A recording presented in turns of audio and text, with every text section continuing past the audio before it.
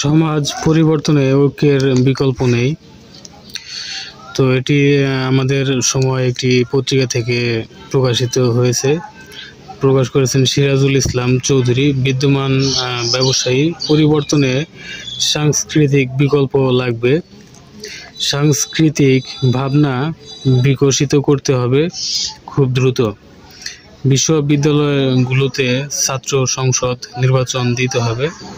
এখানে সাংস্কৃতিক বিকল্প ঘটাতে হবে। প্রস্তুতি নিয়ে এই লক্ষ্যে পৌঁছতে হবে। এখানে বলেছেন বিগত সরকারের শাসনামলে তারা যে উন্নয়নের কথা বলেছিল, উন্নয়নের যে ছবি দেখাচ্ছিল, উন্নয়নের বিজ্ঞাপন দিচ্ছিল দিনরাত, প্রকৃত অর্থে এই পুরোপুরি ব্যাপারটাই উন্নয়ন ছিল অন্তঃসারশূন্য। এই উন্নয়ন কোনো কর্মসংস্থান বৃদ্ধি করেনি, ঋণ বাড়িয়েছে ব্যাপকভাবে।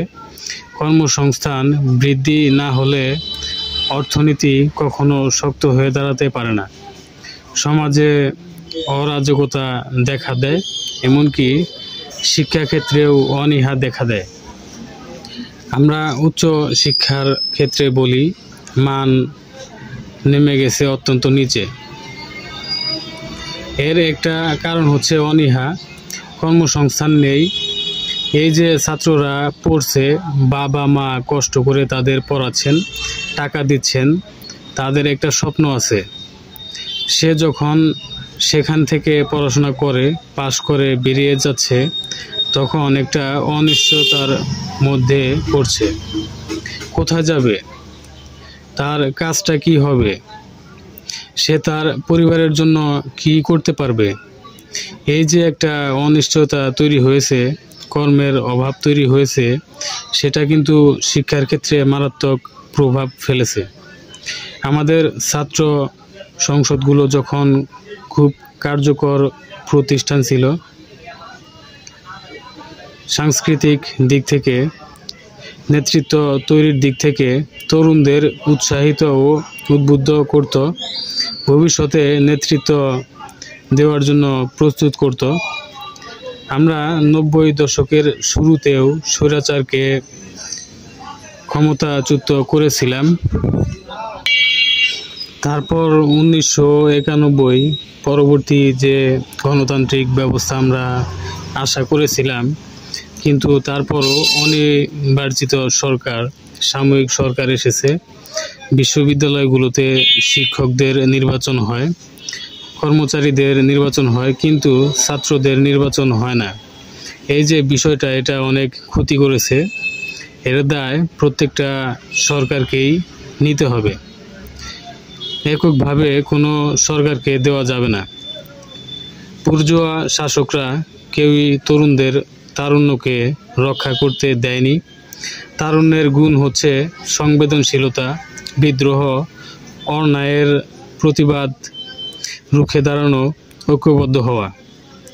তারুণ্যের যে গুণগুলো রয়েছে, তার কোনোটাই বুর্জোয়া সরকারগুলো পছন্দ করে না। কারণ হচ্ছে এ সরকারগুলো সবই পুঁজিবাদী সরকার এবং পৃথিবীব্যাপী পুঁজিবাদ নিয়েই নিজেই একটা সংকটের মধ্যে দিয়ে যাচ্ছে। এই সংকটের মধ্যে থেকে ফ্যাসিবাদ জন্ম নিচ্ছে। ফ্যাসিবাদদের লক্ষণ হচ্ছে উগ্রতাকে সহযোগিতা করা, যেমন ধর্মীয় উগ্রতা, বর্ণবাদী আচরণ, লিঙ্গ বিভেদ ইত্যাদিকে সে কাজে লাগায়। তার মধ্যে বিপরীত শক্তিকে দমন করার একটা চরিত্র লক্ষ্য করা যায়। ফ্যাসিবাদ সবসময় তরুণদের বিপথগামী করে রাখতে চায়। ফ্যাসিবাদ তরুণদের নিজেদের মধ্যে টেনে নিয়ে তাদের ভেতরকার সৎ শক্তিগুলোকে নষ্ট করে দেয়। হিটলার, মুসোলিনিও তরুণদের কাছে টেনে নিয়েছিলেন। আমাদের দেশেও পুঁজিবাদী দলগুলো তরুণদের নিজেদের দলে বেরাতে চায়, অথবা তাদের নানা রকম নেশাগ্রস্ত করে রাখতে চায়। এই যে কিশোর গ্যাং তৈরি হয়, তরুণরা ছিনতাই করে অথবা বিষণ্ণ হতাশাগ্রস্ত হয়ে পড়েছে, হয়ে পড়ছে, এগুলো মূলত রাজনৈতিক কারণে হচ্ছে। তাদের তৈরি হওয়ার ক্ষেত্রে বাধাগ্রস্ত করেছে। আবার তরুণদের মধ্যে আত্মহত্যা করার প্রবণতা ব্যাপক। বিশ্ববিদ্যালয় পড়ুয়া ছেলে মেয়েদের মধ্যেও এটি লক্ষ্য করা যায়। অতীতে কিছু এটা দেখা যেত না তেমন একটা। বিশ্ববিদ্যালয়ের ভেতরে যে যৌন নিপীড়ন ঘটে সেটা কিন্তু অতীতে তেমন একটা ঘটতো না। কাজেই পুঁজিবাদ এখানে ফ্যাসিবাদী রূপ প্রতিবাদ করছিল, এবং যখন দেশের প্রধানমন্ত্রী তাদের রাজাকারের নাতিপুতি বললেন, তখন তাদের ভেতরে অপমানের বোধ তৈরি হলো এবং স্বতঃস্ফূর্তভাবে ছাত্রছাত্রীরা রাজপথে নেমে এলো। তারপর আওয়ামী লীগের সাধারণ সম্পাদক বলে বসলেন, ছাত্রলীগই এদের জবাব দেবে, এবং ছাত্রলীগ আমরা দেখেছি ঝাঁপিয়ে পড়ল। ছাত্রলীগের বাহিনী যেভাবে নিরীহ সাধারণ ছাত্রছাত্রী সবার উপর ঝাঁপিয়ে পড়ল, সেটা আগে কখনো আমরা এভাবে দেখিনি। এদের দমন নিপীড়নের ছবি আমরা সবাই দেখেছি। সঙ্গে সঙ্গে রাষ্ট্রীয় বাহিনীও দমনপীড়ন শুরু করলো। মানুষ কাজে যাচ্ছিল, পথের মাঝে মারা পড়ল। ঘরের বারান্দায় দাঁড়িয়ে থেকে শিশু মারা গেল। ছাত্ররা, কর্মজীবী সব শ্রেণীর মানুষ মারা গেল। ফলে এক্সারবেটিভ পার্টির তেমন একটা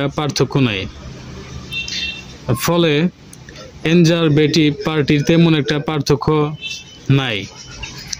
এই 24 এর নির্বাচনে লেবার পার্টির নেতা, যিনি নিজেকে বামপন্থী দাবি করেছিলেন, তিনি পার্টির নমিনেশন চাইতেই পারেননি। অতীতেও দুইবার চেয়ে পাননি। অতীতের কোনো একজন নিজেকে সমাজতন্ত্রী দাবি করে পার্টির নমিনেশন চাইতে পেরেছিলেন, এখন সেই অবস্থাও নেই। এই যে অধঃপতন, এটাকে রূপান্তরের জন্য পৃথিবীর সব দেশে নিজেদের মতো করে একটা সামাজিক বিপ্লব দরকার। সে সামাজিক বিপ্লবটা হবে ব্যক্তি মালিকানার জায়গায় সামাজিক মালিকানা প্রতিষ্ঠা করা। এটা ছাড়া কোনো উপায় নেই। ব্যক্তি মালিকানার ইতিহাস দীর্ঘ ইতিহাস, মানুষের সভ্যতার ইতিহাস, ব্যক্তি মালিকানা বিকাশের ইতিহাস। দাস ব্যবস্থা, সামন্তবাদ, পুঁজিবাদের এই চরম উৎকর্ষ, কৃত্রিম বুদ্ধিমত্তা, সব কিছুই কিন্তু ব্যক্তি মালিকানায় চলছে। এই যে কৃত্রিম বুদ্ধিমত্তা যখন পুরোপুরি ব্যক্তি মালিকানায় চলে যাবে, তখন সে যে এটাকে কাজে লাগিয়ে কি করবে না করবে সেটা ভাবা অনেক দুষ্কর। সেজন্য সামাজিক মালিকানা তৈরির যে আন্দোলন, তাকে শক্তিশালী করে গড়ে তুলতে হবে। সেই পুরনো কথা, সামাজিক বিপ্লব দরকার। আমাদের দেশে ইংরেজরা যে জমিদার প্রথা চালু করলো, চিরস্থায়ী বন্দোবস্ত নাম দিল, তাদের সেই বন্দোবস্তের কারণে জমিদার ও প্রজার যে সম্পর্ক তৈরি হলো, সেটাই নানাভাবে পুনর্ভাব প্রতিষ্ঠিত হতে যাচ্ছে। এই সম্পর্কটাকে ভাঙতে হবে। সামাজিক বিপ্লব মানেই ওই সম্পর্কটাকে ভেঙে একটা মানবিক সম্পর্ক তৈরি করতে হবে, এবং এই মানবিক সম্পর্কটা তৈরি করার জন্যই আমাদের কাজ করতে হবে। পুঁজিবাদীরা তো এগুলো কখনোই করবে না। আমি আসলে বামপন্থী দলগুলোর কথা বলছি। বামপন্থী বলে যারা পরিচিত, তাদের বুঝতে হবে, তাদের একটা প্ল্যাটফর্মে আসতে হবে। যারা সমাজতন্ত্রী হিসেবে পরিচিত, একটা ঐক্য করতেই হবে, তা না হলে আর কোনো কিছুই হবে না। হ্যাঁ, তাদের মধ্যে কিছু কিছু অন্য অন্য জায়গায় চলে যাচ্ছে, সেটা ঠিক আছে। এই যে গণতন্ত্র মঞ্চ তারা বিএনপির সঙ্গে চলে গেছে, যাক, কিন্তু বাকিদের তো একটা জায়গায় আসতে হবে। এই যে বাম গণতান্ত্রিক জোট আছে, ফ্যাসিবাদ বিরোধী জোট আছে, ছাত্রদের সংগঠনগুলো আছে, প্রগতিশীল সংগঠনগুলো আছে, এদের উপরই তো ভরসা, আর তো নেই। এদের সবাইকে ভাবতে হবে। অনেক বামপন্থীর মধ্যে আবার একটা ভয় আছে, তারা ভাবছে আমি ছোট পরিসরে আছি, ঠিক আছে, কিন্তু লোক আমার কথা শুনছে, আমি নেতা হয়ে আছি, কিন্তু আমি যখন বেশি বড় পরিসরে যাব তখন তো অনেকের পেছনে আমাকে দাঁড়াতে হবে। এগুলো এক ধরনের দুর্বল ভাবনা।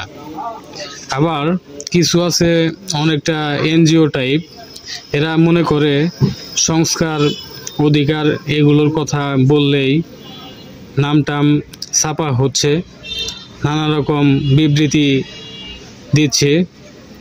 আসলে এই যে বাম শক্তি, এটাই কিন্তু সত্যিকারের জনগণের শক্তি।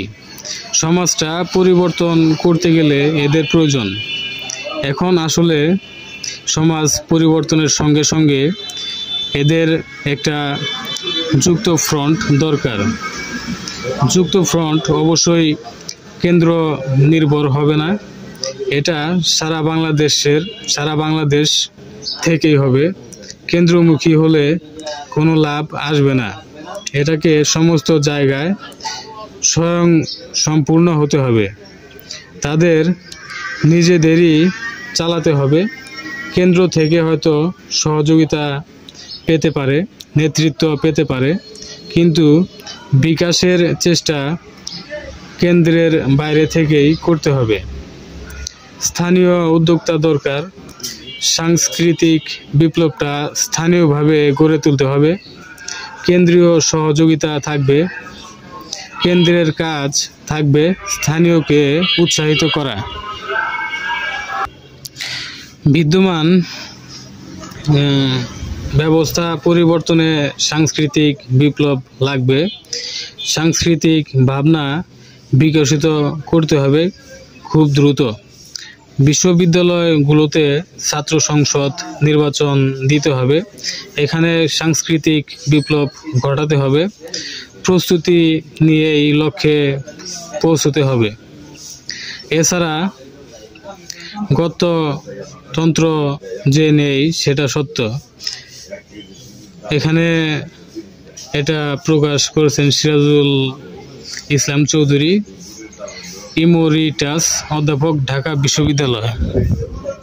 তো ফ্রেন্ডস, এতক্ষণ যে ভয়েসটা শুনলেন এই ভয়েসটা আমার ভয়েস। তো আমি আসলে নিয়মিত পেপার পড়া হয় না, তো আজকে একটা পেপার পেয়েছি।